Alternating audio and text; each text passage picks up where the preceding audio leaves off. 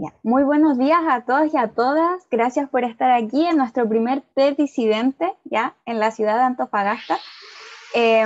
Hoy día vamos a contar con la participación de dos grandes personas, ya.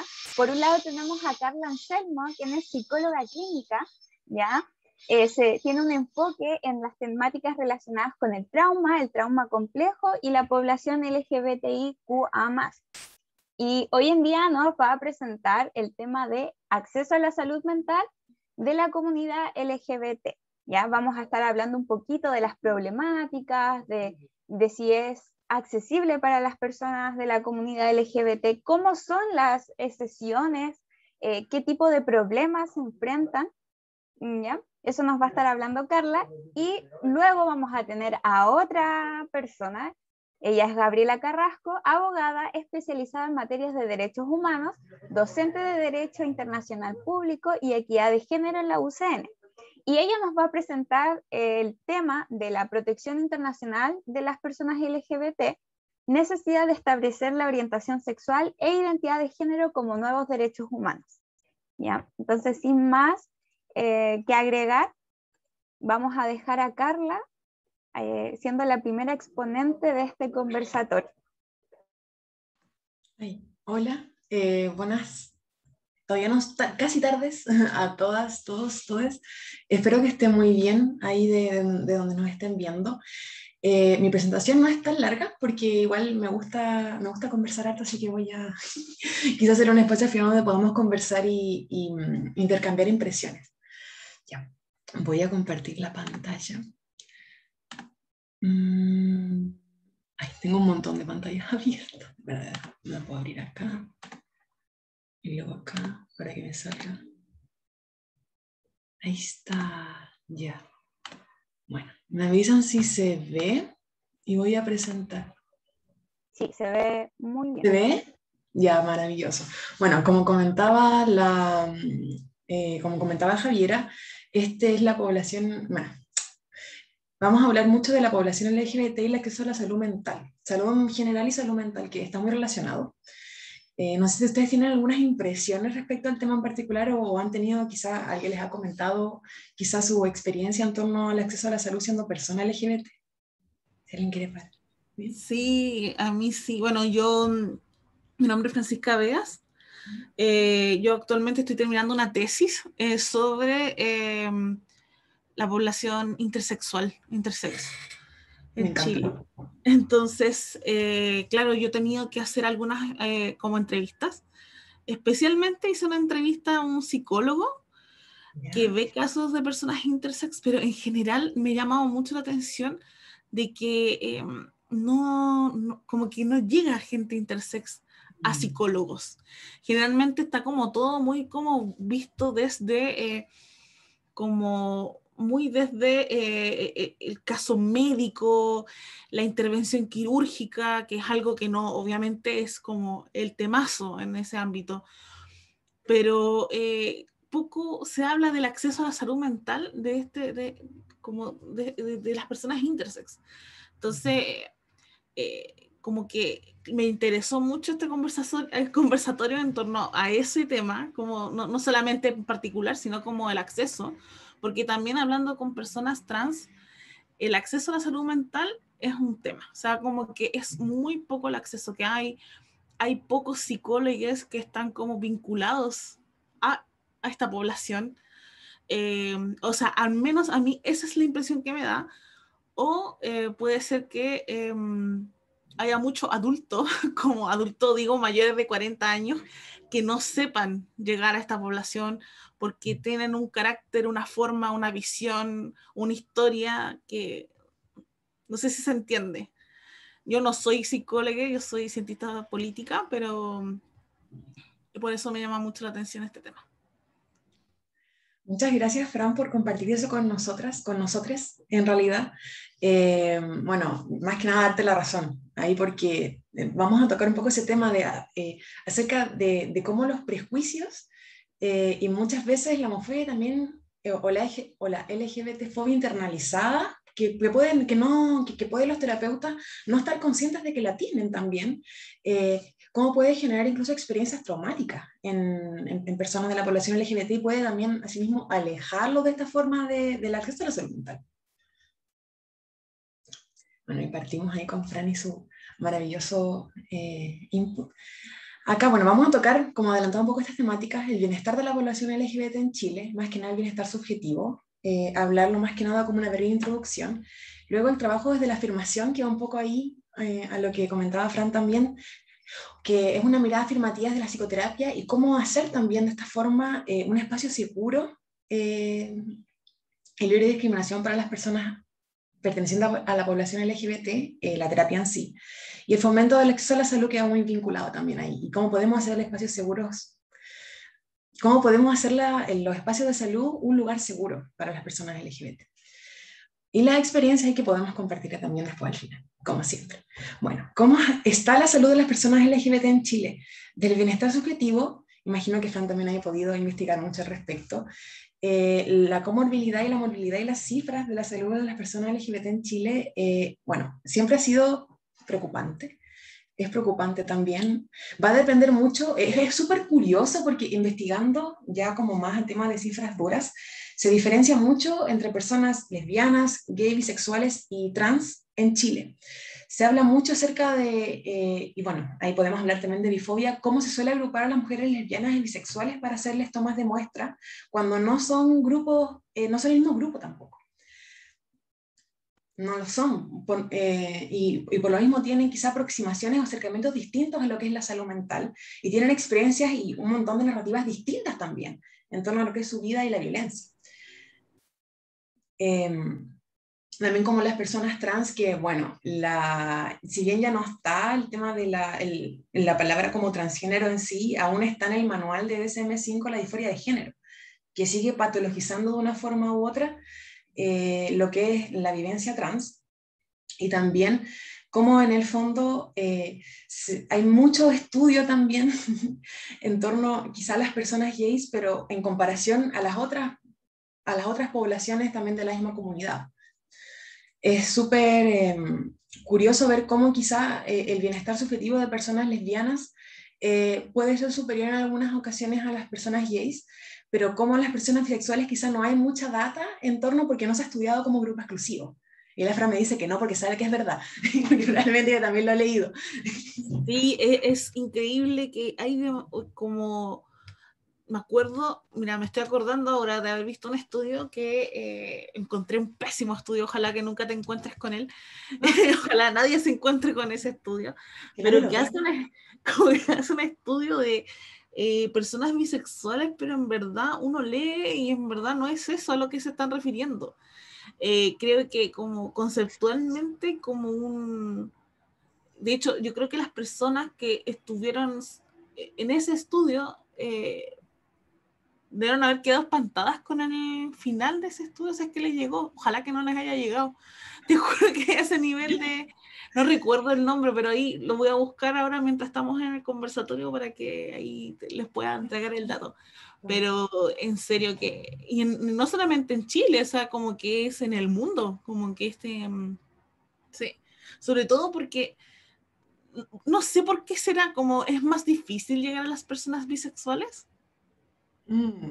Me pregunto. Mira, a nivel teórico, en los papers sale eso, que es una población de difícil acceso. Bueno, la población LGBT por lo general es una población de difícil acceso, y los estudios por lo mismo se generan suelen recopilar datos en torno a, o sea, usando la metodología de bola de nieve, que Sí. en el fondo que una persona recomienda a otra. Por ejemplo, yo te contacté a ti, para los que no saben, yo te contacté a ti, por ejemplo, Fran, y la Fran, como es de la comunidad, por decirlo así, va a contactar a otra persona que también sea de la comunidad porque se conocen, y van así, por recomendación, poco menos. La Chloe se me pasé acá, qué regalo.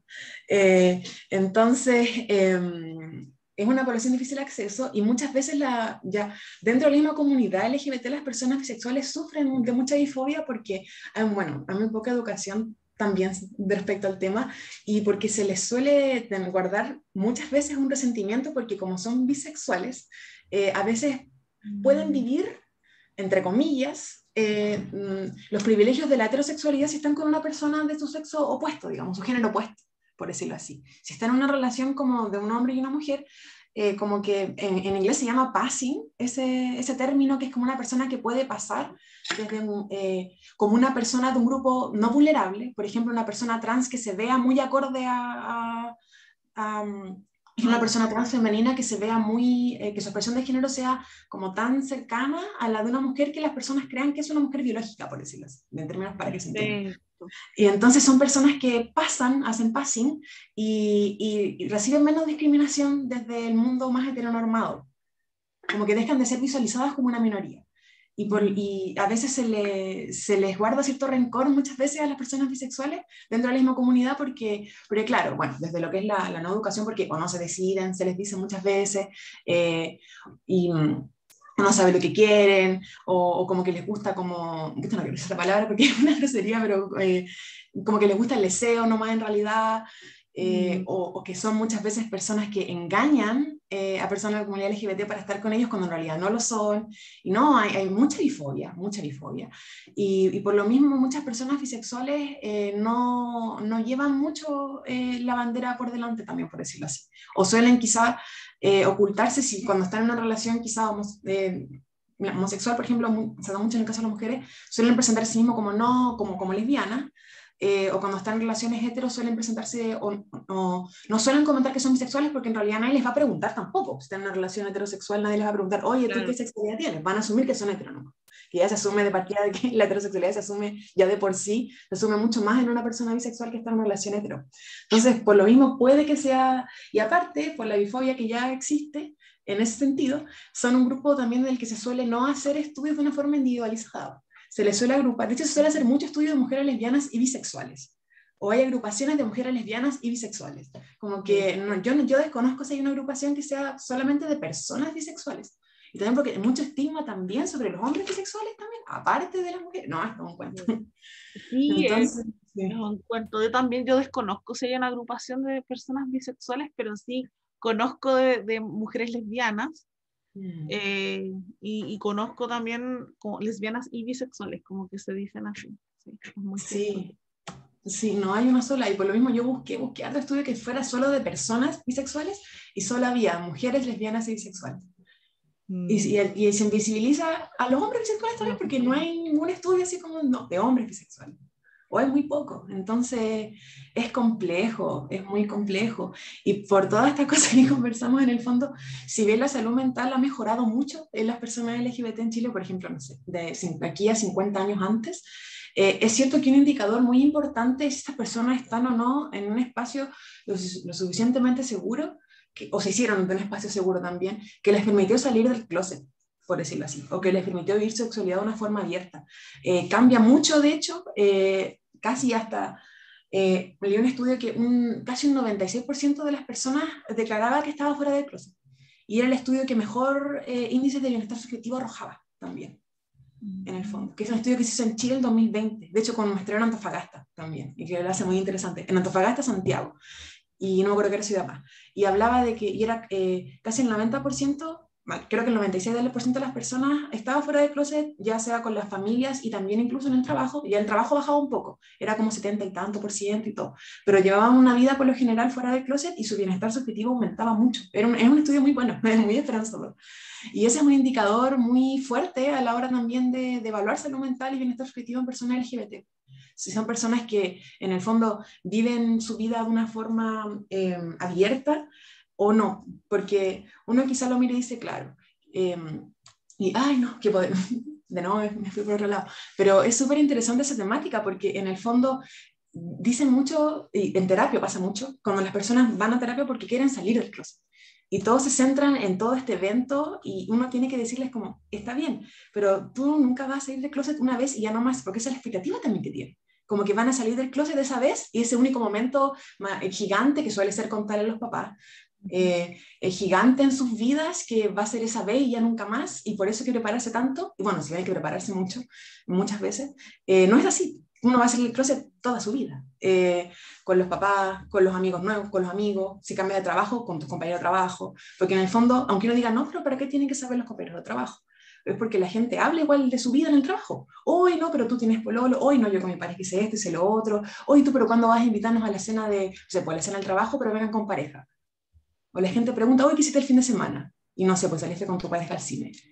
¿Qué vas a decir? Como, no, sí, y te van, o sea, como que es como micro momentos que en el fondo es parte de tu vida que eh, es difícil en realidad ocultarlo, es mucho esfuerzo estar en el closet, es mucho desgaste mental, emocional, y lleva muchas veces también a lo mejor internalizado, porque la gente suele tratar ahí la sexualidad como si fuera casi una discapacidad. Dime.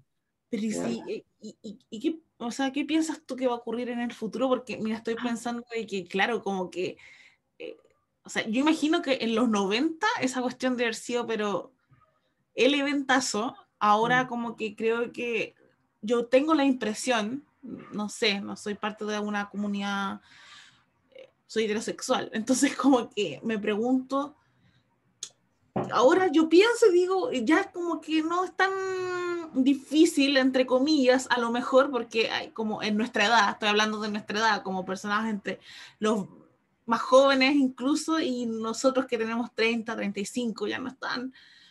Y en el futuro tú piensas que va a ser más como no tan terrible salir del closet toda la vida. Oh, mira, es súper curioso lo que comenta la Fran, porque de hecho el fenómeno de salir del closet ha cambiado también a medida del tiempo. Si uno ve, por ejemplo, lee estudios o ve documentales quizás de los 90 o incluso antes, de los 60 y los 70, que fueron también, bueno, sobre todo en Estados Unidos, mucho el tema de revolución, muchos aspectos sexual, Claro. política, de todo.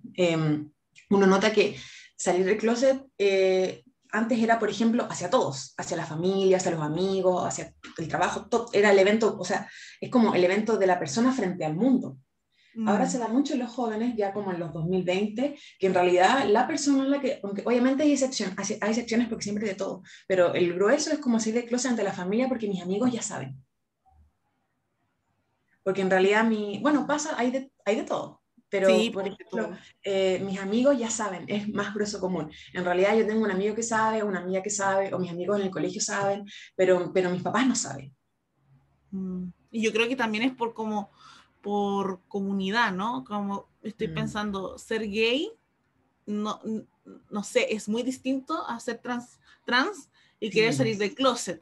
sí, Es muy mucho. distinto a ser intersex y tener que explicar eso, porque además hay otra vivencia, hay una vivencia, una historia distinta, Una imagínate. narrativa muy distinta, Una completamente. narrativa muy diferente, sobre todo porque, por ejemplo, personas intersexuales, muchas han tenido que ser sometidas a cirugías que les llaman cirugías de normalización, Mm, y esa es una historia radicalmente diferente a lo que va a vivir una persona trans, y radicalmente diferente a lo que vive una persona lesbiana, gay, porque además son temas diferentes, a pesar de que estemos hablando sí. de una gama, no sé si se entiende, como No, uno es tiene que ver con completamente. el género, sexo, como hay muchas variantes. Es muy distinto, el camino también es muy distinto porque también, claro, si bien incluso la percepción que tiene la gente o el odio que tiene la gente también es distinto, porque si bien se ha avanzado bastante en temáticas como LG, porque ve hasta por ahí, la T queda casi afuera, pues más la I. Entonces, Sí, como que la gente como que, si bien en Chile se nota ya como un avance dentro de todo, el rechazo hacia las personas trans e intersex es mucho más fuerte. Sobre todo en los colegios también. Se da mucho la violencia escolar, bastante, y desde los profesores y desde los estamentos. Me acuerdo que en un conversatorio pre-pandemia fue a hablar de una psicóloga que estaba en el Politrans de Valparaíso, que tienen un centro integral ahí de que atienden, acompañan en el fondo el proceso de personas trans y mucho NNA. Tienen endocrinólogos, médicos, psicólogos, de todo. Lo que usted quiera para llevar, llegar y llevar. Y le acompañan todo este proceso y los problemas muchas veces que tienen, más que con la familia, más que con los niños y sus procesos, los niños y sus procesos es con los colegios. Así como dicen, oye, pero ¿cómo pero es la graduación? Pero ¿cómo es que es ilegal darles el diploma, en la entrega del diploma con el nombre de ellos?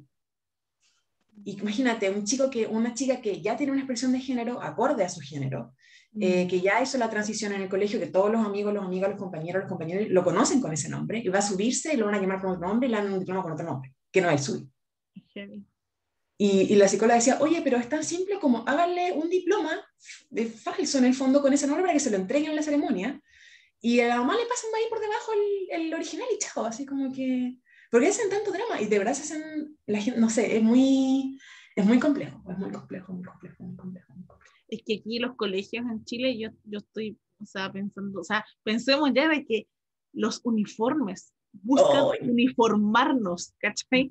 Como todos tenemos que vernos igual, todos tenemos que vernos igual, ojalá como el mismo largo de falda, el mismo largo de jumper,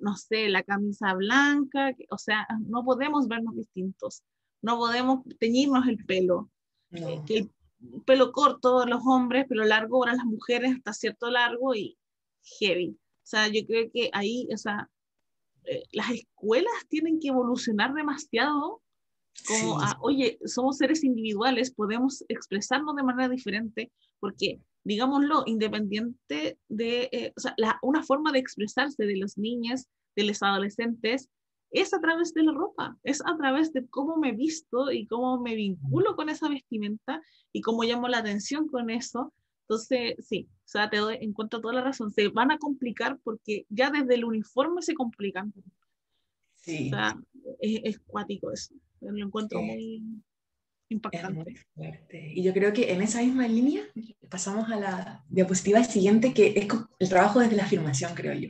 Que como hablábamos harto, ahí de todas las experiencias de violencia también que se dan en el entorno, ¿qué pasa con estas personas? Llegan a terapia. ¿Qué esperar? Porque muchas veces, y claro, desde incluso que puede ser como la no información o la educación del oroterapeuta, puede quizás querer tratar de ayudar con las mejores intenciones, pero puede quizás no tener estas herramientas y transformar el proceso terapéutico en algo incluso mucho más violento para la persona. Claro. Y a mí me gusta mucho esta apuesta que es la afirmación porque, bueno, de partida no es patologizante también, que es como el piso mínimo, la vara mínima, y habla mucho, por ejemplo, desde lo afirmativo, desde el futuro que me puedo construir de aquí en más en mi proceso también, que tiene hartas aristas. Y es un proceso también, se hizo un estudio, el Diego Portales, el libro súper bueno, acerca de la afirmación ahí en psicoterapia y cómo trabajarla en población LGBT. Y te habla desde qué hacer como terapeuta, a qué esperar en sesión, a cómo trabajar con los consultantes o pacientes. Y es maravilloso porque en el fondo hacen un estudio y hay un porcentaje súper alto de terapeutas que tienen mucha homofobia internalizada en Chile y no saben que la tienen y no se declaran personas homofóbicas, pero hacen un cuestionario y claro, de un estudio de todos los comentarios que pueden hacer o las creencias que tienen, quizá como creencias súper así como por ejemplo, no sé, los hombres gay no pueden estar en relaciones monógamas. Algo súper simple. Y te dicen que sí creen eso. Entonces, ¿cómo vas a abordar tú, por ejemplo, ese terapeuta, cómo abordar a una persona gay que llegue y diga, hoy sabes que yo en realidad tengo problemas con mi pareja, no sé qué hacer? Ah, oye, pero mejor, ¿por qué estás buscando esta forma de relacionarte si tú no funciona para ti? Y no causar eso el proceso terapéutico. Sí, y no funciona para ti por naturaleza, porque no es como que, claro, porque hay personas quizás que pueden decir como, no, mira, la monogamia no funciona para mí, y es súper válido, pero no porque sean personas gay, o sea, es algo distinto también. Claro. No sé, una persona ni siquiera le llega diciendo eso, o incluso terapeutas que enfocan mucho como la razón del problema en la orientación sexual o la identidad sexual o de género de las personas. No, es que tú todos los problemas que tú tienes, aunque sea fobia a las arañas, yo digo porque tengo fobia a las arañas y la verdad no puedo vivir así. No, es que tú tienes fobia a las arañas porque eres lesbiana. Tiene razón con eso, porque la araña representa quizá, no sé, como es algo muy masculino, ejemplo, súper burdo, y lo que tienes miedo por eso. Y no, y de verdad, si las cosas que salen, tipo Pastor Sopa, no, mentira, las cosas que salen de repente son de verdad muy, y es como tragicómico, ¿por qué no se ríe? ¿Cómo alguien diría eso? Pero sí hay. Y eso tiene que ver con como, por ejemplo, no sé, con cómo tú...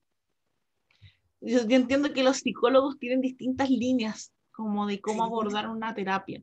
Entonces me pregunto si eso tiene que ver con una escuela, eso tiene que ver con Mm. algo como, o lo podemos abordar, ponte tú, desde distintas escuelas, no sé, me pregunto porque, eh, no sé, yo conozco psicólogos que son ay, ¿cómo se llama esto? Psicoanalistas, ¿cachai? ¿Ya? Entonces yo me pregunto eso, también conozco psicólogos humanistas, los veo radicalmente diferentes y me Sí. pregunto, o sea, si pudiesen como trabajar estos temas desde ese lugar también, como de, Mira, el modelo afirmativo de psicoterapia está hecho, y de hecho hay otro modelo que, mira, mi memoria está mala, se me olvidó el nombre, que es como, está basado mucho en el modelo de estrés en minorías, es el 2003, además que lo has visto si has visto personas Sí, intersex. sí. El modelo está muy basado en el modelo de estrés en minorías, y está pensado para la interseccionalidad modelo terapéutico, por decirlo así de una forma. No tiene que ver con un modelo terapéutico, tiene que ver con un enfoque dentro de la terapia. Tú puedes usarlo si eres cognitivo-conductual, si eres sistémico, si eres humanista, si eres psicodinámico, si eres psicoanalítico, de todo, así. De Perfecto. todo. Es un modelo, es un enfoque desde la terapia que puede adaptarse a cualquier modelo, porque en el fondo son como principios desde los que debe trabajar y objetivos desde que debe fijarse el terapeuta con el consultante o paciente, como prefieran llamarle, que ahí para gustos colores, y quiera lograr en el proceso. A mí igual me gustaría como comentar algo con respecto a eso, que no puedo dejar de decirlo, creo yo, disculpen. Sí, Eh, obvio. sí, pero yo creo que a esa misma pregunta que tienes tú, Fran, es que igual va en el posicionamiento que tiene él o la o le profesional, ¿cierto?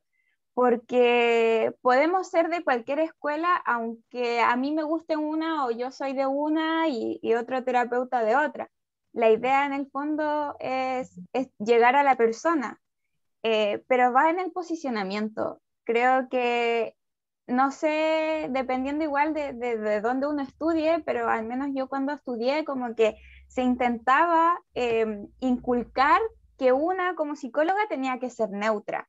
No, es que una tiene que posicionarse desde la neutralidad, porque tú el problema lo tienes que ver como con una mirada amplia, pero todos sabemos qué significa ser neutro, ser neutra, ¿ya? Y entonces creo que fue una lucha constante que tuvimos también con Carla y todo nuestro grupo de amigas que no, pues, ¿cómo vaya a ser neutral frente a casos de violencia, por ejemplo? ¿Cómo vaya a ser neutral cuando estáis viendo que un colega está siendo homofóbico, transfóbico, está validando discursos de odio, validando discursos violentos? ¿Cómo vaya a ser neutral y decirle, no, es que sabes que hay distintos contextos, hay distintas, las personas tienen distintos contextos, distintos puntos de vista y todas las opiniones son válidas? No, po, no. No.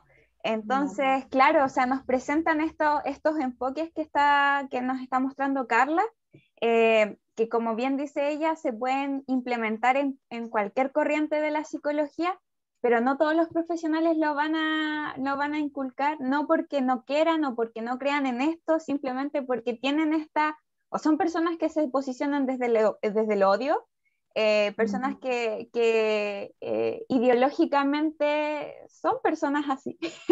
Entonces, Sí, aunque estén las herramientas, no la van a implementar. Entonces tiene mucho que ver con el posicionamiento también de la persona. Y considerar sí, que el ejercicio es político también. totalmente de acuerdo. Me encanta que lo hayas dicho porque me pasó como en esta investigación, la tesis que estoy haciendo, que, bueno, primero me costó mucho dar con un psicólogo, fue un psicólogo finalmente con el que me pudiese hablar como de la persona intersex, como desde ese lugar, porque no hay muchos como con esa experiencia, ¿ya?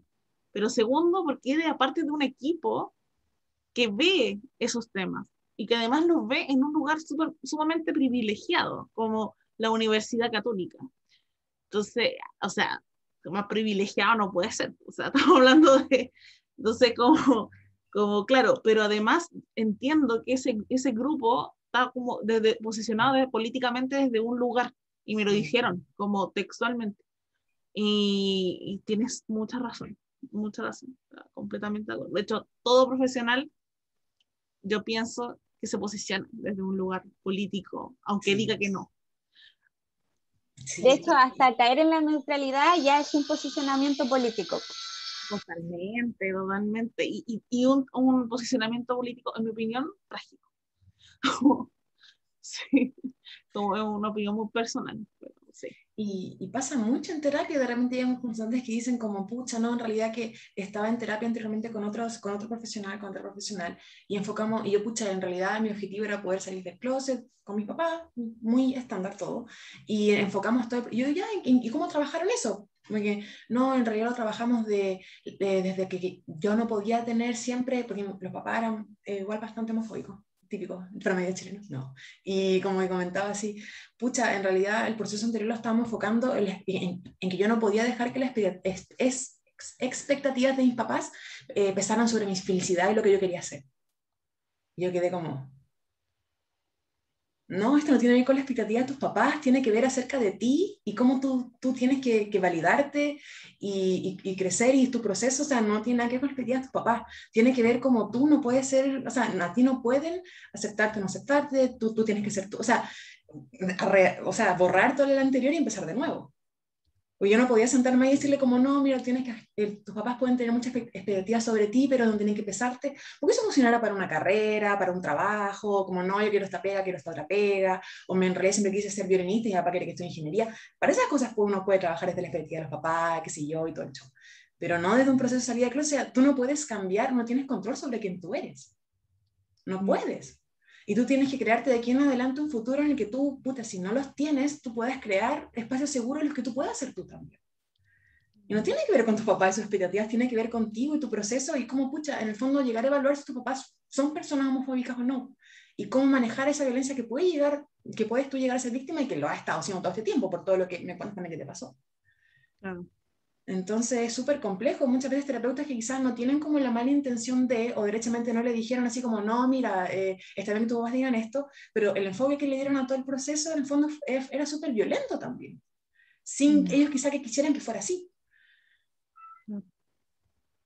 Como dice la Javi, es importante tener ese posicionamiento político desde, en el fondo, la afirmación y no ser como, y no ser neutro, eso hace mucho daño, porque como no es que yo crea que todos deben ser así que no tengo problema con la población LGBT, no, yo creo que la población LGBT es una población súper válida que debe tener la felicidad y no puede ser víctima de violencia, y chao, y listo, y no hay nada más que hablar. Claro. Que no puedes, caer en la neutralidad en general hace más daño, mucho daño también. De hecho, eso tiene mucho que ver con lo que hablamos también ayer en el tecito disidente, pero que se hizo en Coquimbo. Tuvimos la presencia de Emma. Ella es una mujer trans y nos contaba como la experiencia que ella tuvo, por ejemplo, con psiquiatras. Y claro, ella decía que fue a uno y como que, no, es que tú no eres mujer, tú no quieres ser mujer porque cuando tú eres niño jugabas a la pelota. Y como jugabas a la pelota, entonces tú no quieres ser mujer. Y así, y así. Entonces llegamos a la misma conclusión que estamos hablando aquí ahora, así como de verdad necesitamos profesionales, en este caso del área de la salud, que se actualicen, porque uno no nace sabiendo esto. O sea, yo no tenía idea de este, por ejemplo, de este enfoque terapéutico, siendo que igual considero que me he formado harto con respecto al género, ¿ya? Pero no tenía idea de esto porque no soy psicóloga clínica.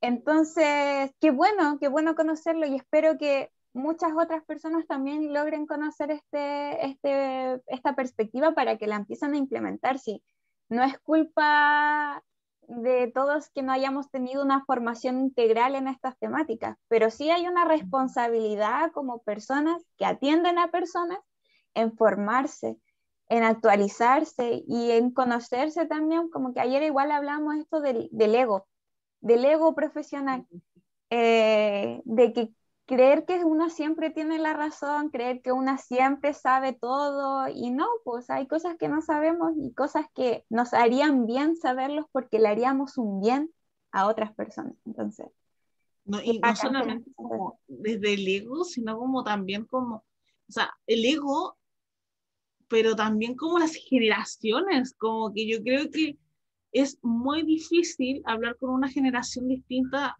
con otra, o sea, no sé si la Carlita, o sea, no sé si tú harías un curso, Carlita, y iría gente adulta, mayores de 30, de 40 años, a tomar un curso contigo sobre esta temática. ¿Me cachai? Como, creo que No, y es aparte que son muy, jóvenes.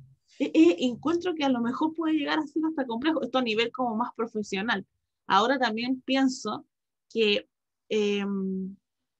yo creo que como psicóloga, o sea, yo no soy psicóloga, pero a lo que voy es que creo que este tema es tan relevante que debería ser transversal a cualquier tipo de psicólogo, como no salud solamente, sino como comunitario. O sea, si vas a estar trabajando a nivel comunitario, tienes también que formarte como en estas temáticas. Tal vez no vas a ser el experto, pero tienes una idea tal vez que tener. A mí me ha pasado, como yo estoy haciendo un magíster en trabajo social, soy cientista política. Entonces, no, claramente vengo desde otra visión, otros estudios, pero cuando trabajo con comunidades, porque yo trabajo en relacionamiento comunitario, eh, trabajo con todo tipo de comunidades y me ha tocado trabajar también con personas trans, en las que, no sé, por ejemplo, les va a llegar un beneficio y la señora María me tiene que entregar su cuenta bancaria y en su cuenta bancaria no está su nombre como María.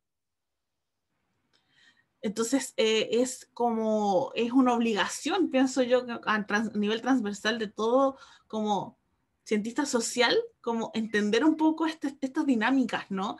Como desde que yo no me puedo comunicar con la señora María diciéndole su nombre legal, o sea, y no tampoco se lo voy a cuestionar si es que me das una cuenta bancaria distinta a la de su nombre como yo la conozco. Entonces, no, es bien... Disculpa si nos estamos yendo a otra parte, pero lo quería como relevar, como relevar. No, tranquila, sí, de verdad, yo creo que enriquece mucho la conversación porque son temáticas que no, muchas veces no están en la palestra o pasan como más como no, para la gente que se especializa en temas de género, la gente que se especializa en temas de diversidad. Y son cosas que debería conocer todo el mundo porque tú como persona que trabaja con personas, tú vas a tratar con todo tipo de gente. A ti no te va a llegar, no, es que yo me especialicé, es que yo me especialicé, soy psicólogo comunitario, me especialicé, no sé, en trabajar con personas en edad adulta, no sé, y va a llegar sola gente, y poder haber solamente gente en esa edad, en ese rango social y en que yo elegí. No, no va a haber un montón de personas. Incluso Sí, muchas veces, no, es que yo soy infanto, así que yo solo sé de niños, pero los niños vienen con papás atrás sí. y tienen una familia atrás. Y la abuelita, y acá, no, uno ve todo El tipo niño, de edades, y todo el tipo de... niño tiene una identidad y probablemente También, te la vas a topar. Eh, sí. Sí, Totalmente. no, es real, es muy cierto. Y Sí, por eso es importante también mucho que los espacios sean ya terapéuticos, es muy importante, pero que los espacios que en general tengan todas estas características del trabajo desde la afirmación, que sean, por ejemplo, espacios culturalmente sensibles. Porque uno habla ya desde la despatologización, ya. Yo no creo que las personas LGBT sean personas que estén enfermas, que es como lo mínimo, como ya la vara uno. Pero es más allá de eso, porque las personas LGBT, eh, hay una cultura LGBT, hay activistas, hay exponentes, hay una historia detrás, hay música, película, o sea, una forma de hablar, de referirse, conceptos, formas de ver la vida, es toda una cultura.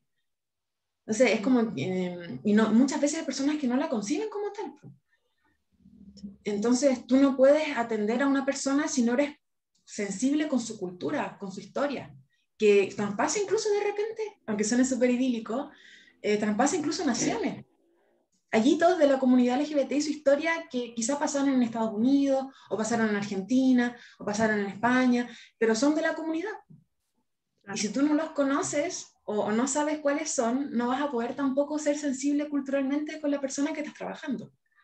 Si de repente, y pasa más con jóvenes, no sabes cómo, no sé, alguien te comenta, no, mira, es que, ¿qué podría ser?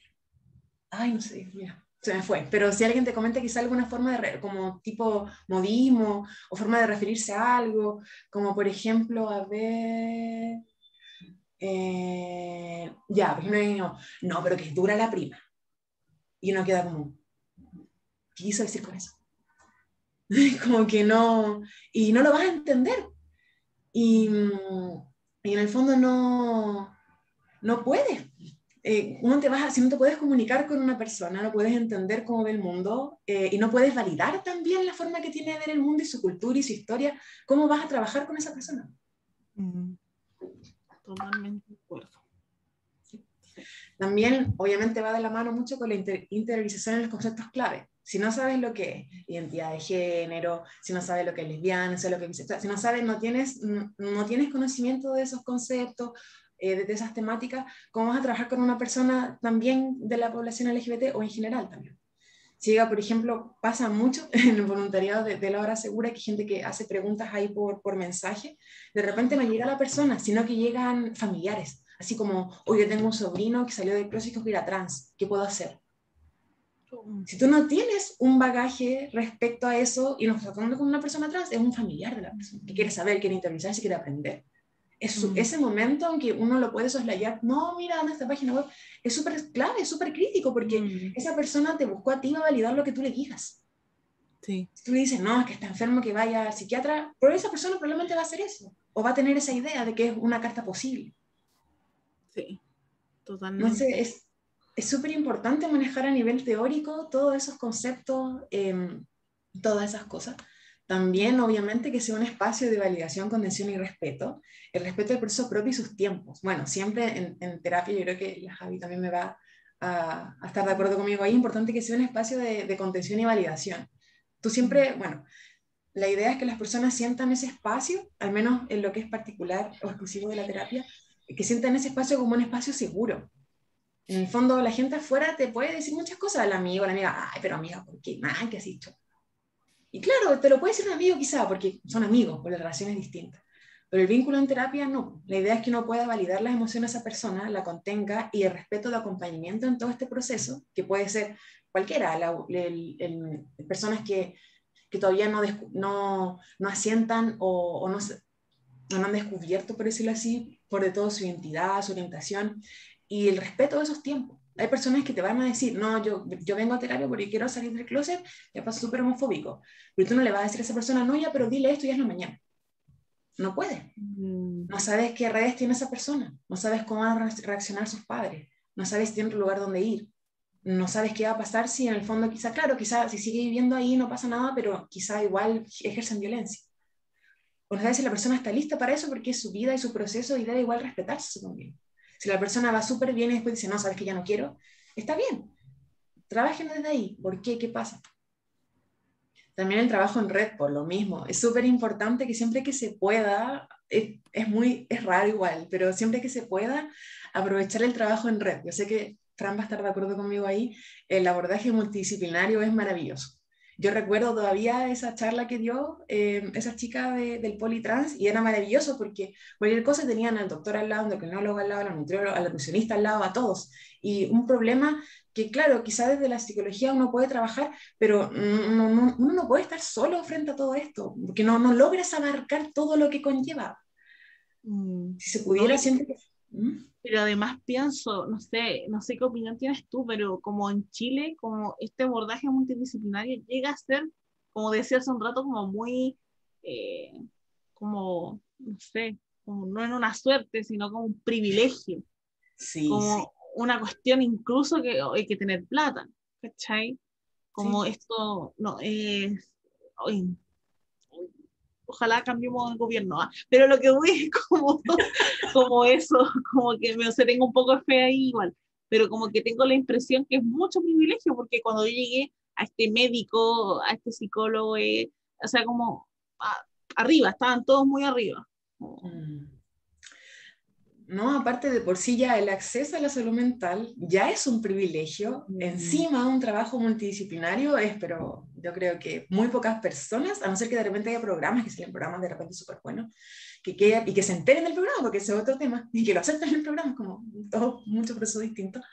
Eh, en realidad es un privilegio, de hecho creo que, no sé si la Javi se acordará o sabrá, porque yo leí por ahí que el presupuesto para salud mental, no recuerdo incluso si no había presupuesto para salud mental en uno de los programas presidenciales, o incluso el presupuesto para salud mental del año que venía era como un 2%, es Actualmente muy... un 2,3% del Sí, gasto total de la salud, o sea, no es nada. Pero como dato, Chile es el país que más invierte en salud mental en Latinoamérica.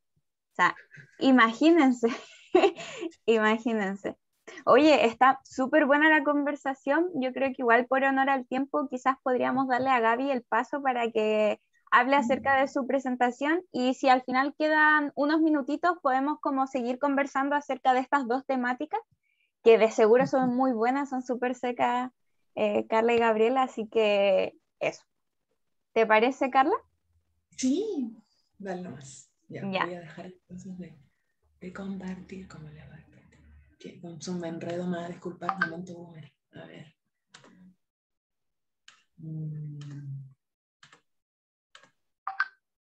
No, espera, ¿podéis sacar? Ah, no, ahí está, lo vi.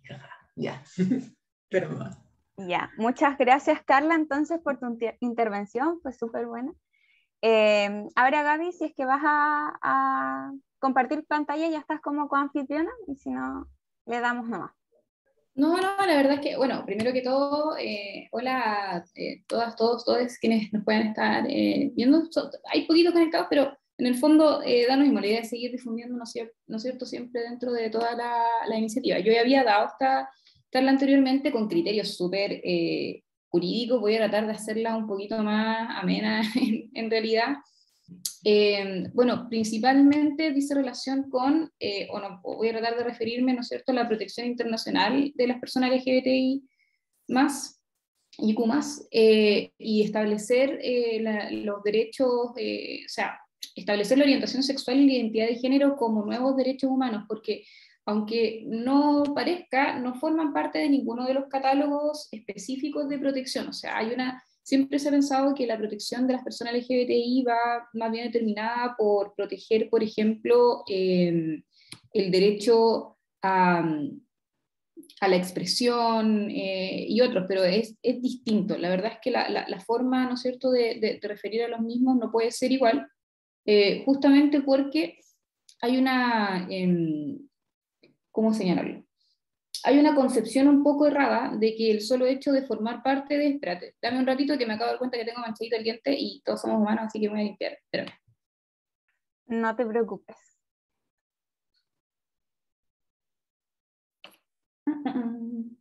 Ya, calmados todos. Vuelvo en... Ya, ahí sí, creo que sí, ya, ok, vale. Bueno, pero a muy grande rasgos se piensa que el solo hecho de existir o vivir en sistemas que se autodenominan democráticos automáticamente irroga todo el catálogo de protección, ¿no es cierto?, del sistema en el resto de las personas. Y eso no es efectivo, o sea, la mayoría de los derechos, si bien existen y yo diría que más bien se descubren, son derechos que existen en la medida en que se ejerzan directamente. Entonces, no se puede hablar nunca de un Estado democrático actual sin que la estructuración del mismo Estado democrático actual te contenga ya implícitamente el respeto, promoción, garantía de los derechos, porque el hacerlo es la legitimación de esa misma forma de organización. O sea, literalmente, si no agregas estos sistemas de protección, no existe el Estado democrático. Es así. Entonces, y esto también se nota en el hecho de que los estados funcionan en la medida de que trabajan como sujetos en relación con las personas que viven dentro del estado y también hacia afuera. Una forma de manifestar que existimos como estado hacia afuera es firmar tratados, ¿no es cierto?, internacionales. Y tú dices, bueno, a lo mejor como en los tratados internacionales no existe efectivamente una referencia explícita a la orientación sexual y a la identidad de género como categorías protegidas, con menor razón aún o en menor medida aún van a estar los estados obligados a protegerlo, ¿ya? De hecho, se dice, y esta es una concepción muy usual que tenemos por la forma en la que se ha construido de forma liberal el derecho occidental, que con el solo hecho de decir que existen derechos humanos, esto es idóneo para responder a todas las problemáticas que son propias, ¿no es cierto?, de estos sistemas en los que vivimos, que en el fondo terminan inspirando los ordenamientos jurídicos, pero que son sistemas mayoritarios. O sea, lo queramos o no, las normas están determinadas por concepto de mayoría. Entonces se dice, ok, ya está bien, las normas están determinadas, para ordenarme un poquito, tratar de hacerlo un poquito más claro. Las normas están ordenadas o generadas en base a conceptos de mayoría, porque vivimos en estado democrático, ¿no es cierto? Y así funciona el tema. Entonces, ¿qué hacemos con las mal denominadas minorías, por ejemplo, o las disidencias? ¿Cómo les otorgamos protección? Bueno, en ese sentido, se dijo, oye, aparecieron los derechos humanos, ya con eso estamos, ¿ok? Pero no es así, porque, como les digo, los catálogos de derechos humanos siempre siguen en constante desarrollo, o sea, cómo se van aumentando en la medida que se descubren, porque no se crean, se descubren nuevos derechos. Entre eso, por ejemplo, la orientación sexual y la identidad de género. ¿Y por qué? y en mayor medida aún debiera darse en el caso de las personas que pertenecen a las disidencias sexuales, porque los derechos humanos se crearon en su momento como una especie de remedio de todas las arbitrariedades que son propias de la vida en sociedad, o sea, la injusticia en el fondo de vivir una sociedad, y principalmente las que afectan a los grupos oprimidos, que es dentro de los cuales se encuentran las disidencias sexuales. Pero ¿cuál es el tema? La sola identidad de estos grupos oprimidos es contramayoritaria, o sea, ya de por sí hay que luchar contra los esquemas de mayoría para poder reclamar, ¿no es cierto?, nuestros derechos. No le pasa solamente a las disidencias, le pasa a las minorías étnicas, a las minorías religiosas, a las personas con discapacidad, entre otros, incluso de forma muy paradójica y particular a las mujeres, a pesar de ser mayoría en cuanto a número. Por eso, más que hablar, ¿no es cierto?, de minorías o mayorías, hay que hablar de estos grupos o categorías, ¿no es cierto?, sospechosas de sufrir vulneraciones, ¿ya? Ahora,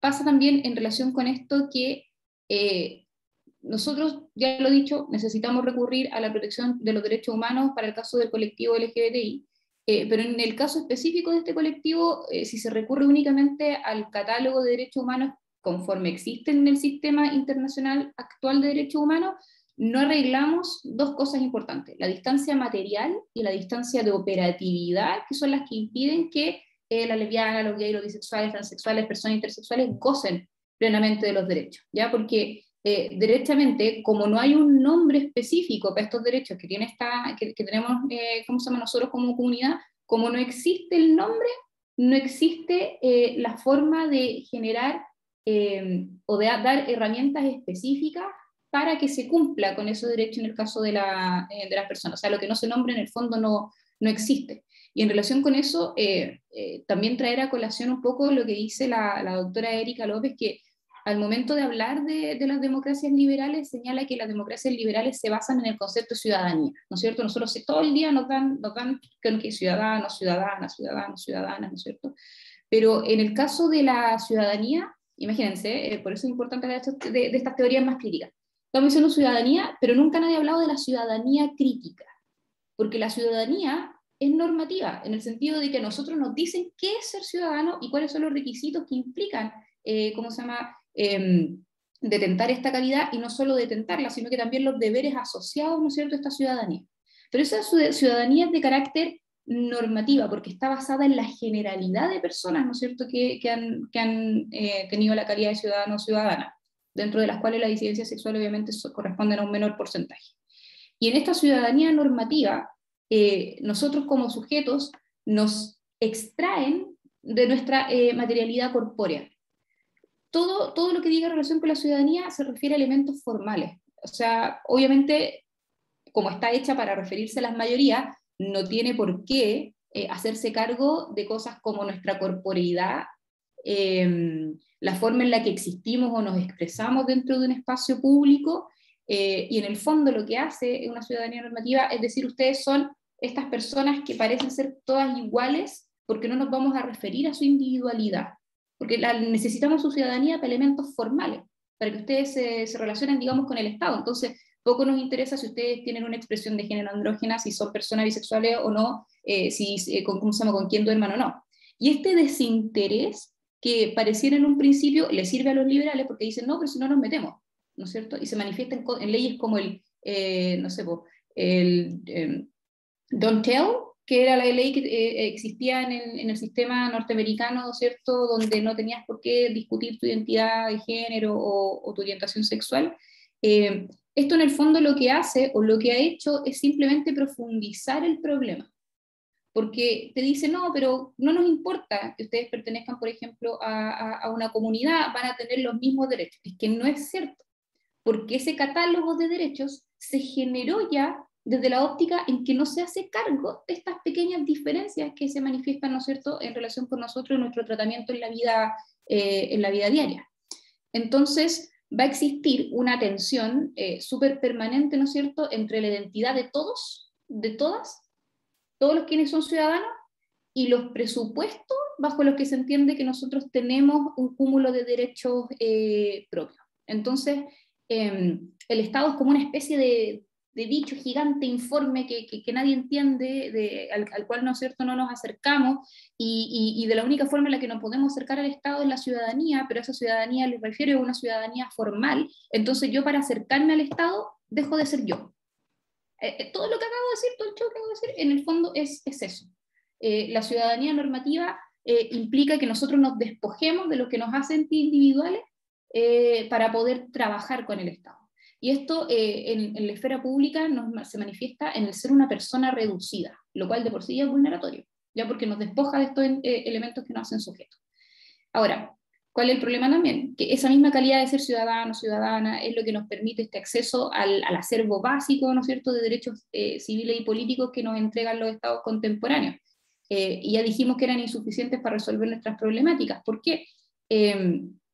Porque en el fondo las disidencias se identifican a sí mismas en contraposición a una ciudadanía genérica, mayoritaria, hegemónica. ¿Qué quiero decir con esto? Que es peor todavía que se nos exija para existir en la vida social pertenecer a una ciudadanía normativa, cuando no es que no se quiera pertenecer a una ciudadanía normativa, sino que hemos tenido que definirnos en contraposición a esa soberanía, o sea, perdón, a esa ciudadanía normativa. O sea, nosotros entendemos quiénes somos en la medida que vemos quiénes no somos. Eso es lo que más o menos ha pasado, ¿no es cierto?, también con las disidencias sexuales. Entonces, ¿qué pasa? Tenemos que, para poder nosotros llegar a ese ámbito de derecho súper específico que se supone que entregan, para poder, por ejemplo, acogerse a la ley Zamudio, para poder, por ejemplo, acogerse a la ley de cambio de nombre en el registro civil, tenemos que reconocerle al Estado que somos diferentes. Para poder requerir esta protección tenemos que reconocer que somos diferentes, pero tenemos que reconocer que somos diferentes frente a un orden público que de por sí premia la homogeneidad, o sea, que premia el no ser diferente, y que todo su ordenamiento jurídico lo determinó en base a valores históricos como la universalidad, la generalidad, la objetividad, que son elementos transversales del derecho. O sea, tú preguntáis cómo es una norma jurídica es universal, una norma jurídica es general, una norma jurídica ojalá es de carácter objetivo, y aparte de eso se le agregan otras perspectivas como el hecho de que la sociedad de por sí es heteronormativa, patriarcal, binaria. ¿Ya? Entonces, nosotros, para poder interactuar con el Estado, tenemos que decirle, señor Estado, no, yo soy una persona, no se metan en mi vida privada, opción 1. O para poder interactuar con el Estado, en base a nuestros derechos, tenemos que decirle, no, mire, ¿sabe qué? Yo soy una persona especial a los ojos del Estado. Y el Estado te va a decir, perfecto, pero toda nuestra normativa está basada en la gente que no es como usted, así que espérese sentadita que logre efectivamente, digamos, un tratamiento justo dentro de sus interacciones con el Estado. Entonces, hay una problemática que muy probablemente no me voy a poder referir a eso, que en el fondo, cuando se han querido hacer cambios normativos, adecuaciones normativas internas, se ha hecho en construcción, por ejemplo, desde el punto de vista de la persona LGBTI, desde una otredad, siempre de una otredad. Y es una otredad que va en contra de un sistema de privilegio, que va en contra de una matriz que es de carácter heterosexual, y por ende, cada vez que pedimos derechos, terminamos reformando el binomio diversidad-normalidad. Eso, o sea, para todo el corolario, todo el show que les acabo de hacer con lo que acabo de decir, es literalmente, para poder pedir derechos, terminamos remarcando que no somos como el resto de las personas, porque si no, no entras en la idea estatal de ciudadanía actual, incluso de estas democracias representativas. Entonces, a las finales, nuestra lucha por los derechos hace que tengamos que incorporarnos a un reducto ciudadano donde todas las personas son como tú, todas las personas se ven como tú, todos hablan como tú, porque las diversidades se agrupan entre ellas, porque ese es su espacio de protección. Entonces, ¿qué pasa con eso? No hay una integración de las personas LGBTI en la sociedad. No la hay, ¿ya? O sea, hay una integración, perdón, estoy utilizando mal hay una integración, pero como conjuntos, ¿no es cierto?, cerrados dentro de una sociedad. No hay una verdadera inclusión, no ingresamos en el entramado social en relación con esto, y eso también lo hacen las normas jurídicas, la forma en la que se interpretan las normas jurídicas. Entonces, ¿qué pasa? Si mientras los derechos humanos actúen dentro de este marco de ciudadanía normativa, van a ser ineficaces, les va a restar operatividad. Y frente a esto uno puede decir, ya, a ver, pero ¿en qué se manifiesta esto en la vida real? O sea, ¿qué les afecta tanto? ¿Por qué tienen que decir, imagínense, lo he escuchado, ¿por qué tienen que decir que son gays, por ejemplo, para pedir tal beneficio o para que se aplique la ley Zamudio? Bueno, basta señalar que apenas durante el año 2020, que se supone ya habíamos avanzado bastante, hubo un recrudecimiento de los atropellos contra las personas LGBTI con un aumento del 14.7%, o sea, más de 1.266 casos. Y es la cifra más alta desde que existe registro de lo mismo. Incluso más antes que el año 2002, que fue hace como 19 años atrás, ¿no es cierto?, que tuvo un 22%. Entonces, ¿en qué han cambiado las cosas? No mucho. ¿Y han habido adecuaciones normativas? Sí. Entonces, ¿de qué ha servido la adecuación normativa? Si el status quo no ha cambiado, no se han generado, digamos, cambios. Iba a referir a todo el tema del desarrollo, ¿no es cierto?, de las declaraciones universales de derechos humanos y otro, pero considerando que no es una cuestión así como tan jurídica. Señalar, por ejemplo, que la alta comisionada de derechos humanos, Navi Pillay, ha hablado al respecto señalando que la protección de las personas en base a su orientación sexual e identidad de género no exige la creación de nuevos derechos ni que se concedan derechos especiales a las personas LGBTI. Ha señalado que no es necesario incluso que se cumpla la garantía aplicable, basta que se cumpla la garantía aplicable universalmente del principio de no discriminación. O sea, estoy hablando de que el alto comisionado para derechos humanos de la ONU dice no es necesario crear nuevos derechos como la orientación sexual o identidad de género. Basta con que se haga respetar el derecho universal de no discriminación. Bueno, ¿hace cuánto hemos tenido ese derecho, ¿no es cierto?, de no discriminación? ¿Y en qué ha resultado en relación con el tratamiento de las minorías? O sea, de las disidencias sexuales, perdón. Derechamente en nada. Entonces, por ejemplo, también frente a eso se le ha dado respuesta. La profesora Morereo Atienza ha señalado al respecto que a pesar de que la Declaración Universal de los Derechos Humanos y los Pactos Internacionales de Derechos Civiles y Políticos y y el Pacto de Derechos Económicos, Sociales y Culturales, que son nuestra triada en ámbito del derecho del sistema universal, ha dicho que, por ejemplo, en realidad la orientación sexual y identidad sexual ni siquiera se nombran expresamente como causas directas de discriminación. Quedan como incorporadas en una especie de cláusula abierta discriminación por cualquier otra índole, por ejemplo, ¿ya? O cualquier condición incluso se señala. Entonces, ¿qué significa esto? Que constantemente cualquier tema, ya cualquier ámbito donde tengamos que pedir nuestros derechos, implica esto. Nos dicen, no es necesario crear un nuevo derecho, ustedes están incorporados en el tema de la no discriminación. Entonces, cada vez que necesitamos requerir nuestros derechos, tenemos que hacer este caminito. Derecho a no discriminación, demostrar por qué existe discriminación, demostrar que la discriminación fue arbitraria, demostrar que esa discriminación se basó en nuestro sistema de género. Toda esa vuelta gigante que termina siendo a la vez más vulneratoria. Ustedes que son psicólogas también sabrán que cada vez que uno tiene que evidenciar, ¿no es cierto?, una situación de vulneración, tiene que narrarla, se produce a sí mismo una vulneración, ¿no es cierto?, que le sigue.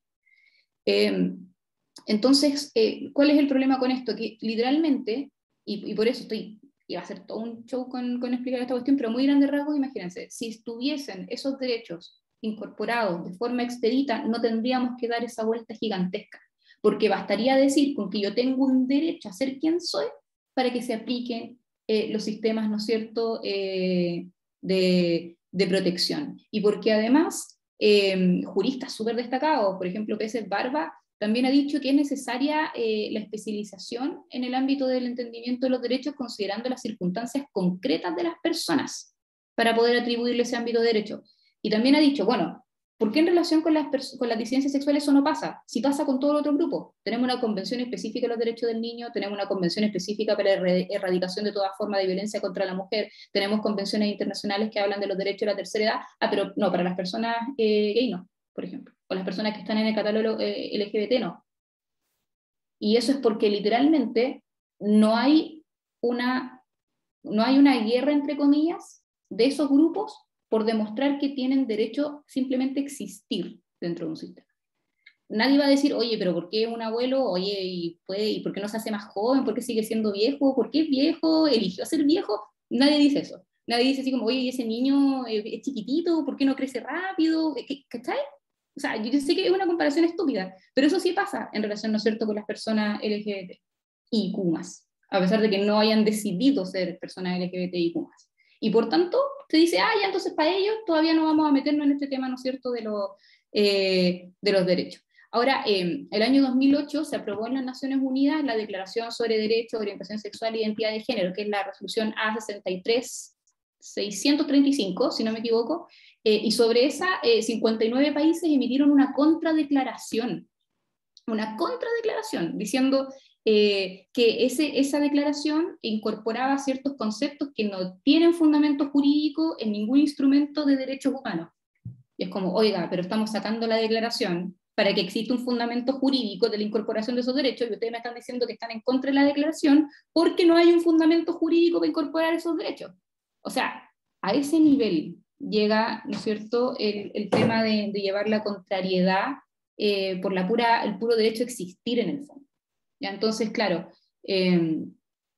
para recapitular, no parece, frente a esto que acabamos de señalar, o sea, declaraciones de los mismos centros, ¿no es cierto?, de derechos humanos, que se ha errado incorporar explícitamente un derecho a la orientación sexual e identidad de género en concordancia con los principios que están reflejados en los instrumentos internacionales programáticos. Y para quien no sabe qué es un instrumento internacional programático, es programático porque me establece como un programa futuro de, oye, para acá vamos encaminados, etcétera, etcétera. Como la Declaración Universal de Derechos Humanos Emergentes, que a todo esto, si les interesa mucho el tema de los derechos humanos, busquen por ahí Declaración Universal de Derechos Humanos Emergentes, que viene a decir así como, oye, queremos hacernos cargo de todo lo que no se vio en la primera Declaración Universal de los Derechos. Y eso, y tratando de hacerlo así como lo más, porque me di harta vuelta a hablar, todo lo entiendo, pero para señalar. Oye, quedé así como con el cerebro explotado un poco, como que no sé si les pasó también a las demás participantes, pero como que uno no acostumbra a verlo desde como esta perspectiva como súper jurídica. A todo esto igual lo hiciste como súper amigable, entendí casi todo. Pero, por ejemplo, estas como vueltas que hay que dar para poder como justificar que lo que me hicieron, no sé, fue una violación a mis derechos humanos. Es muy interesante y a la vez como que lo sentí tan brutal y violento, como, claro, ¿por qué atrasar? En lo último que tú decías, hay convenciones de las infancias, hay convenciones para esto, pero ¿por qué atrasar tanto esto de la identidad de género y las orientaciones sexuales? Me pareció brutalmente violento. Es Y... que, Dale, porque dale. identidad no estamos legitimados, o sea, imagínate, tú tienes que legitimar tu identidad como ser humano frente a otros, Ujú. y frente a otros que ni siquiera tienen, digamos, un basamento lógico para negarte esa identidad. Nada más que, ¿no es cierto?, un set de prejuicios directamente o concepciones erradas sobre lo que significa ser una persona, ¿no es cierto?, LGBTIQ+. Es así. Sí. Y Gaby, yo tengo una pregunta, porque tú hablabas de la ciudadanía normativa y cómo es que finalmente la ciudadanía normativa como que en el fondo es la base también de toda esta historia, ¿no? Como del hecho de que no podemos ser, nos vemos todos homologados. Pero tú hablabas también de una ciudadanía crítica, que me quedó dando vuelta, como ciudadanía crítica sería como algo, la contraposición de la ciudadanía normativa, sería como... Te voy a ser súper honesta, es algo que acabo de tirar yo porque en el Perfecto. fondo hace un tiempo lo estoy así como pensando, estoy explorando, así como todas las ideas que sean de mayor apertura en algún momento. Entonces, una ciudadanía crítica es primero una ciudadanía, es lo mismo que hizo, gracias a, por existir la teoría crítica de género. En el fondo. Perfecto. La teoría crítica de género aplica para todo. Sí, Literalmente significa, observa desde una perspectiva donde no aceptes directamente los postulados que se te están señalando, sino que cuestiona los postulados. Y cuestiónalos incluso no necesitando cuestionarlos, porque de ese cuestionamiento te van a surgir sí o sí algunas ideas, ¿no es cierto?, diversas, porque como no somos ciencias exactas, ¿no es cierto?, en cualquier espacio donde tú puedas meter una cuñita, vas a encontrar, ¿no es cierto?, posibilidades de discutir directamente. Entonces, para mí, una visión de una ciudadanía crítica existe por contraposición a la ciudadanía normativa. Es decir, al final, ¿de dónde se genera la ciudadanía? ¿La generamos nosotros o el sistema, la forma en la que está configurado ya el Estado nos está a nosotros generando una ciudadanía como individuo? O sea, ¿de dónde estás, de dónde sale, de dónde nace esta cuestión? A muy grande rango. Claro, porque me pregunto yo como la ciudadanía normativa finalmente es algo que nos impone el Estado, es algo que nos impone como para poder como decir, ya, estos grupos son ciudadanos y de estos me tengo que hacer cargo, entre comillas, porque hasta por ahí nomás. Es como eso, ¿no? Como que, y finalmente lo veo tan, como tan poco maleable, como, pucha, y ahí me cagaron, ¿cachai? Como ahí, como disculpen la palabra. Ese es el problema también, porque en nuestro sistema, en nuestras estructuras actuales, ¿no es cierto?, ya sea de derecho, ya sea de Estado, cuando se transforma el poder político en poder estatal, en todo esto se basa en estos sistemas liberales, ¿no es cierto?, que son heteronormativos, ¿cómo se llama?, patriarcales y tal. Entonces, desde ese punto de vista es súper interesante observar lo que tú dices, porque se supone que los sistemas democráticos nosotros configuramos en cierta medida el Estado o la sociedad. Nosotros podemos tener nuestra opinión y por ende vamos a poder configurar eventualmente, ¿no es cierto?, el Estado. Pero, ¿de verdad es así? ¿O literalmente eso es una quimera y en el fondo lo que nos configura a nosotros actualmente nuestra propia existencia en la sociedad? Entonces, es re interesante, la verdad, como tema. Es como volver a discutir el contrato social. Es que sí, es que literalmente el contrato... Obligatoriamente. Sí, sí, o sea, bueno, a mí sí, yo siempre le comento a mis alumnos que le dan un poco de risa, pero Rousseau, por ejemplo, el hombre más machista que hay, cuando él hablaba de ciudadano, de verdad se refería solo al hombre. Sí, totalmente, y cuando, loco, tenían esclavos y hablaban de la libertad. Sí, O sea, Voltaire, sí. Voltaire tenía esclavos y hablaba de la libertad. También. Sí. Esa incongruencia y son personas que moldearon, ¿no es cierto?, lo que tenemos en la actualidad.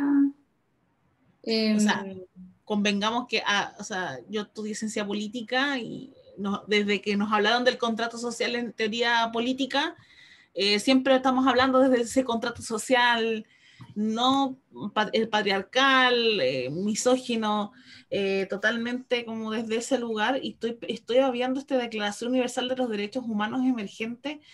Esto podría ser una respuesta como como actualicémonos, como ya, pues actualicémonos. Está involucrado aquí el feminismo, porque no lo conocía personalmente. O sea, sí, lo que pasa es que es una forma justamente de actualizarnos. Sí. En el fondo, nada está dicho en materia de derechos humanos. Es un error pensar que ya con los catálogos que tenemos estamos. O sea, y desde ese punto de vista, considerar lo que yo siempre digo, los derechos se descubren, no se crean, ya están ahí. Los derechos no pueden ser creados porque si estuvieran creados obedecerían a la ideología imperante, ¿no es cierto?, de cada una de las personas. Y ese es el problema que tenemos justamente con los derechos actualmente. Entonces, tenemos que observar los derechos desde una perspectiva de que a medida que vamos avanzando como personas, como humanos, ¿no es cierto?, vamos encontrando que existen elementos meritorios nuestros que ameritan protección en el fondo. ¿Ya? Sí, es como eso. ¿Puedo hacer una última pregunta? ¿Tú crees que, o sea, entendiendo que estamos en un contexto como político de la Convención Constitucional, algo se podrá hacer como en términos de la identidad de género? En términos del reconocimiento de las orientaciones, como de la diversidad. Literalmente nuestra constitución puede ir más allá de los elementos básicos de los tratados de derechos humanos vigentes actualmente. De hecho, nosotros podemos por vía constitucional establecer que quizá, no sé si en cuanto a técnica legislativa, me gustaría mucho que estableciésemos una especie de catálogo taxativo, pero aún así pudiera, por ejemplo, incorporarse directamente en el texto constitucional el derecho a la identidad de género y a la orientación sexual como derecho protegido por nuestra Constitución. Si el único problema es que muchas personas entienden que eso es como otorgar más derechos, es como que confunden el ámbito de esos derechos con los privilegios. y piensan que, oye, ¿por qué estas personas van a tener estos derechos específicos si yo no tengo ese derecho específico? Y es como, señores, que todos los derechos, todos los otros derechos que existen, están configurados a la medida suya. No es que usted no tenga un derecho específico, porque no necesitamos darle un derecho específico. Como eso. ¿A alguien más le gustaría hacer alguna consulta, comentario? Sí, a mí. Bueno, con lo que dijo Gabriela, estuvo súper bueno todo lo que dijiste, súper interesante. De hecho, me quedaría escuchando harto rato más porque igual la manera en que lo planteaste está sumamente interesante. Y creo que ahí me quedaría como medio cojo con las preguntas porque igual es harta materia y no sé si estaría, de hecho, no sé si tendría podría esbozar las preguntas que me gustaría hacerte, pero me quedé con una pregunta para Carla, cuando alcancé como a decirla, porque justo llegó Gabriela y se nos estaba pasando la hora, y era sobre, cuando estabas hablando sobre, todavía está la Carla ahí, ¿cierto? Eh, que, no sé, pues mencionabas que era súper importante, de hecho ni siquiera súper importante, era como indispensable tener todas estas herramientas para poder tratar o no tratar, pero para poder entablar una buena relación terapéutica con las personas que eran de disidencias, para poder entender su historia, sus vivencias, y después mencionaste toda la cultura que viene detrás, ¿sabes? Entonces, igual nunca me lo había planteado como de esa forma, que igual existe todo esta historia hacia atrás, por la que ellos porque obviamente que, no sé, una persona heterosexual nunca le va a tocar vivir todas las experiencias, pero además tampoco va a estar probablemente muy interesada en todas las cosas que representan a la comunidad LGBT. Entonces, mi consulta era que, no sé, pues como profesionales, esta falta como de experiencia en carne propia para poder entablar una buena relación terapéutica con pacientes o clientes que sean de la comunidad o de disidencia, es responsable como continuar, incluso con estas herramientas a la mano, pero sería como realmente responsable trabajar con ellos, o sería como algo más responsable derivarlos no sé, pues, a colegas que sí quizás tengan como mayor experiencia con eso porque lo han tenido que vivir en carne propia. O sea, era como mi consulta, porque igual son temas súper delicados.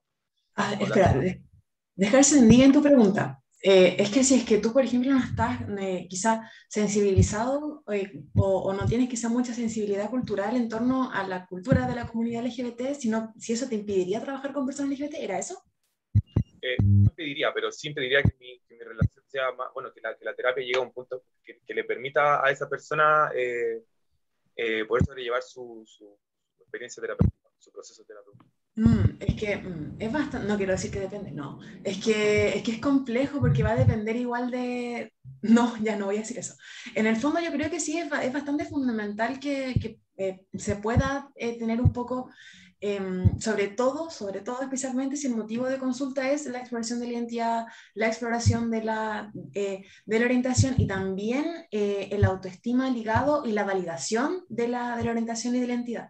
Porque en el fondo desde la afirmación, y no alcancé a desarrollar mucho en eso, pero la idea del trabajo desde la afirmación, aparte de tener muy en cuenta todo el modelo de estrés en minorías, en el fondo lo importante del trabajo desde la afirmación es vincular a la persona con su comunidad y sus redes. Es eso. Pueden necesitarlo más en mayor o menor medida, porque hay casos que están muy interesados con su red y su comunidad, pero hay casos en que no, porque la misma homofobia internalizada o el mismo entorno quizá como violento les impidió acercarse y crecer cerca de esa cultura. Por ejemplo, no sé, aunque suene súper burdo de repente, haber visto show drags, por ejemplo. No haber ido nunca a ver un show drag, o nunca haber visto una película donde los personajes quizás fueran de la comunidad LGBT terminaran bien, porque es otro cuento, porque aparte la mitad, o sea, diría que el 80% de las películas, todas terminan en tragedia. Entonces, o conocer artistas de la comunidad, o incluso no han podido, y eso también se sienten muy solos también, muy solas, muy soles, porque si tú en el fondo nunca supiste que el orgullo, el Día del Orgullo es el Día del Orgullo porque, digamos, en honor a la revuelta de Stonewall en Nueva York, que es un hito igual súper importante dentro de la historia de la comunidad LGBT, en el fondo, como el Día del Orgullo, pero ¿qué pasa? ¿Por qué? Y son como todos estos personajes. Por ejemplo, en Chile tenemos a Pedro Lemebel también, el personal favorito, que es una persona que luchó mucho desde la dictadura, todo lo que tenía que ver, un posicionamiento desde la izquierda y también desde ser gay, porque él decía, pues a mí en ningún lado me quieren, o porque soy comunista o porque soy fleto. Decía él eso así, o porque soy cola o porque soy comunista, en ningún lado me quieren a mí, como doble vulneración, por eso. Porque en el partido tampoco lo querían. Entonces, son hitos, personas exponentes que en el fondo son parte de una cultura y una identidad. Pues por eso creo yo que para poder acercar también a la persona a esta cultura, sí es importante también conocerla, o al menos saber referirle a dónde encontrarla. Porque tú no puedes en el fondo trabajar la validación y la construcción de una orientación sexual y identidad de género, o incluso la construcción de la idea de un futuro con esperanza, un futuro en el que yo pueda ser feliz, si no lo conectan un poco con la cultura. Si no es fundamental, es algo súper importante, porque no conectarte con la cultura es como que, no sé, como que es como que no tienes como patria, no sé cómo decirlo de otra forma, como que no, porque es una cultura distinta también, obviamente aparte de que uno vive como siendo, no sé, de un país, una región, lo que sea, pero es distinto también. Hay una buena levantada por ahí. No, perdón, yo había levantado la manito porque les agradezco mucho la instancia, tengo que ir a hacer una clase corriendo, así que muchas gracias y ojalá haya más oportunidades así. Son buenas estas instancias de conversación, sin motivo más conversar quizás. Sí, Chicos, muchas chicas, gracias, Gabriela, y te bye, estamos bye. invitando para otra instancia. Que te Vale, vaya gracias. bien, chao. Chao. Pero eso, no sé si te respondí tu pregunta. Sí, pero ponte tú a ver, como la cosa que me dejó un poco preocupado era, más allá como de interiorizarte con la cultura, es que digamos que, ¿cierto? Tú lo planteaste como profesionales, deberíamos conocerla. Así como, si yo igual he tenido que hacerle clases a cabros chicos, tuve que aprender a comunicarme con los cabros chicos, tuve que aprender qué tal lo que están viendo, lo que están haciendo. Pero de una u otra forma, no sé, pues su experiencia no es tanto más disimilar a la mía, porque igual viven como quizá una situación similar a la que yo viví cuando cabro chico también.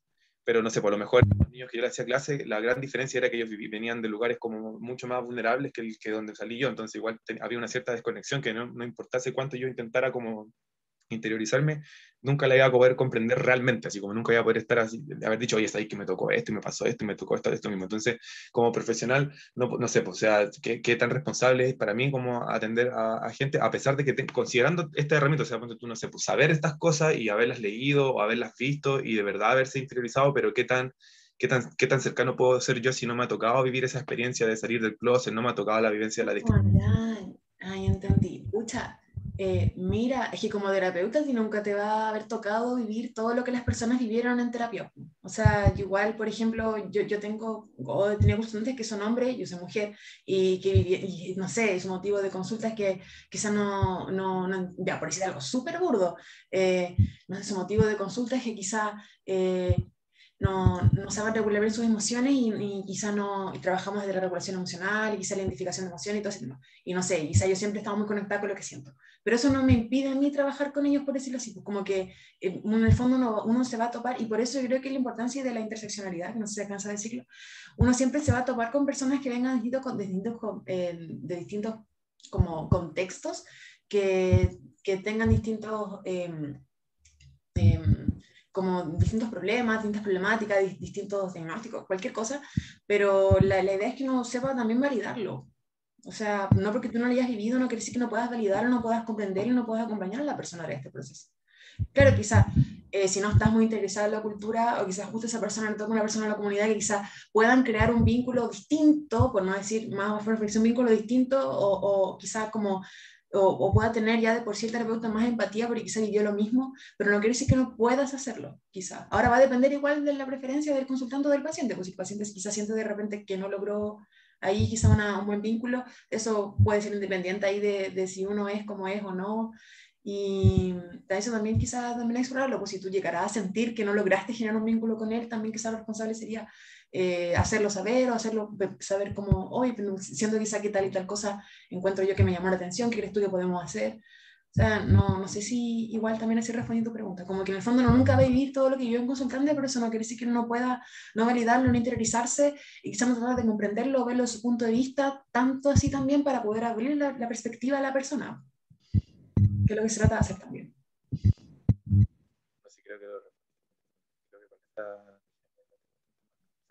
Si podéis, si lo planteé de esa forma, claro. Ay, te escucho un poco cortado.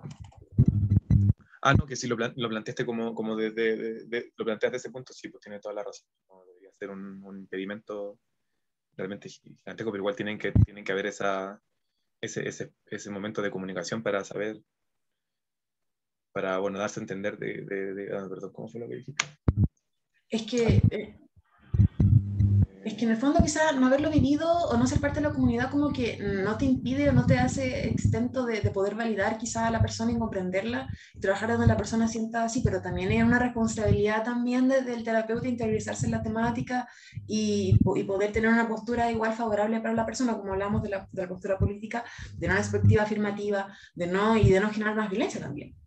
Claro, eso completamente contigo, o sea, no puede faltar, o sea, si estás estudiando eso, no te puede faltar, pues tienes que estar listo para poder enfrentarte a todas esas situaciones. Claro. Sí, eso, gracias Carla. De nada. Bueno, ya en honor a la hora, queremos agradecer tanto a Carla y Gabriela que se tuvo que ir por este conversatorio maravilloso, lleno de información. Creo que al menos yo me voy cargada de, de conocimiento y quizás un poquito de rabia también, pero una rabia muy buena. Así que espero que a quienes participaron les haya gustado. También agradecerles por estar aquí. Y que si en otra instancia sacamos otro tecito disidente, obviamente vuelvan a participar. Así que quedamos en contacto y eso, que tengan una muy, muy buena tarde y reiterar las gracias por estar aquí. Muchas gracias.